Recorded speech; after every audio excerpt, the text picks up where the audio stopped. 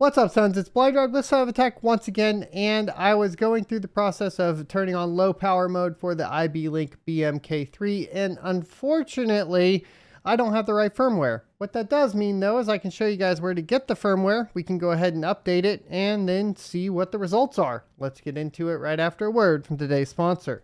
Today's sponsor is BT Miners. BT Miners has been a long-time sponsor of the channel and a proven reliable source for ASIC miners. If you're looking to purchase ASICs hardware from Bitcoin to Dogecoin miners, they are available for purchase on bt-miners.com. BT Miners is a trusted source by both ASICminervalue.com and CryptoMiner.com. Follow the affiliate link in the description and tell them SOT sent you to support the channel.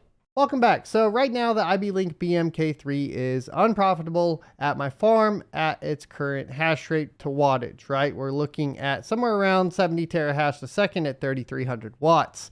However, there is a new firmware that was released and some people are getting the miners with it shipped on there. Some people are not.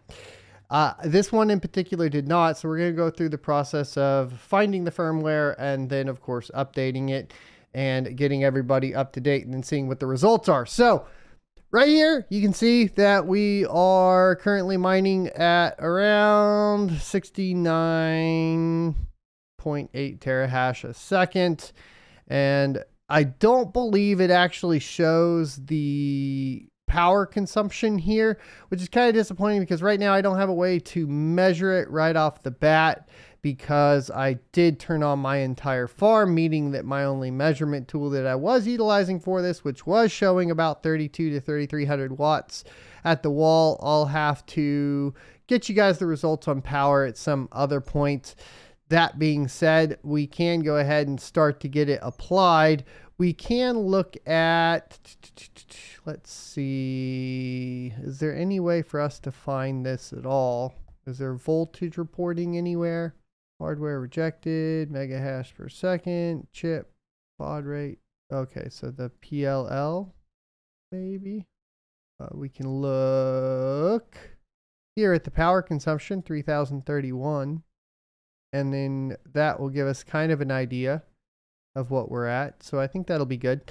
So over here on this website, it's the en.ibelink.com.hk. This comes directly from their Twitter account. If you go to the support page, you can go to the BM series for firmware and tools, and we see the download for version 6.0.7, only for the miners K3 plus N3, support eco mode, which is exactly what we're looking for. So we're going to go ahead and download this, and I am just going to save it to my desktop. You can save it wherever you like. You can see that it downloaded right here. And then we are going to head back over to the miner page. We are going to select the update file. I'm going to go to most recent files and select it. You can see that it's put it right here.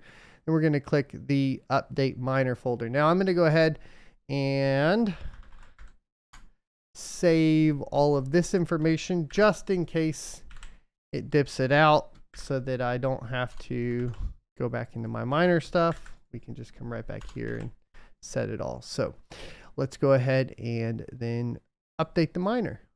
We'll be back after the update. Oh, wow, that was quick. Updated successfully. You should restart to use the new version. So we're going to say, okay. See if it takes us back to the main page, maybe. No, maybe we remove this. Just go back. I don't know. It tells us to restart it, but it already looks like something took place because we are not able to hit the login panel. But I wouldn't really freak out just yet.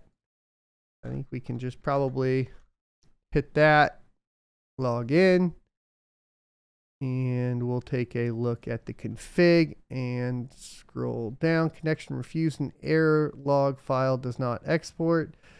Let's go ahead and get the miner restarted. Is there a place to restart it? No. So I think what we're going to try to do is manually restart it, I think is what it means. So we're going to go unplug it and plug it back in, because that's always the first step when troubleshooting in IT. Okay, so it came back up, but we're still having the same issues. I'm going to go ahead and adjust this out and see if it's a connection issue. Put our old settings back in. And if that doesn't work, I really don't know what we're going to do. I guess we'll just restore the miner, right? Because this says refuse to connect. However, oh, here's the restart button. Dang. So now we know that. Okay, now we're cooking with peanut oil. Okay, so this one. Okay, so now I think we're golden. Go ahead and get these in. Let's go ahead and delete these. Let's get ours added in. So manually rebooting, it worked. We got the API back. Let's see what the hash rates are going to be at. Add that pool, right? And then we're going to say use this one, right? Try to delete this one again so it stops trying to use pool flare. Hopefully that will put us on the F2 pool, which we're at right now. And then the only other thing we want to do is go to the low power mode. You can see now it's actually showing power consumption of 3364, which seems more accurate, but we want to go to low power mode. So we're going to hit low power mode, hit the config. Okay, so now it's probably restarting again. Give it a little bit to restart. All right, so now we're back to the config. It's showing power consumption of 1399. It now says to normal mode. If we want to go back to the normal mode, then we're just going to wait and see what the hash rate's going to end up being, and then we'll be done from there. Okay, so it looks like we're getting about 59 terahash a second. We go into the config now. Our power consumption is at 2294.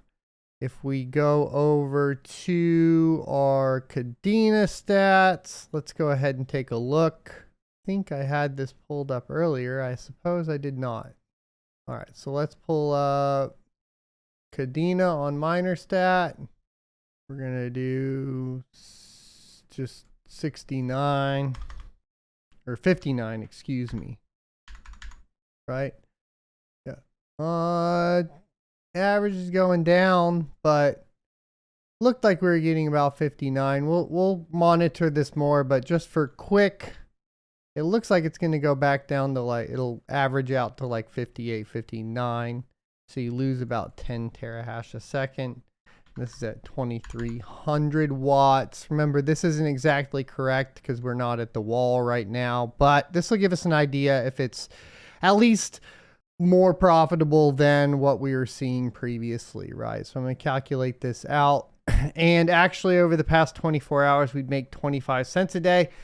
Previously, we were losing $2 a day. Now, if worst case, this goes down to the, now it's showing that, let's see, 49, we'll have to wait on the pool.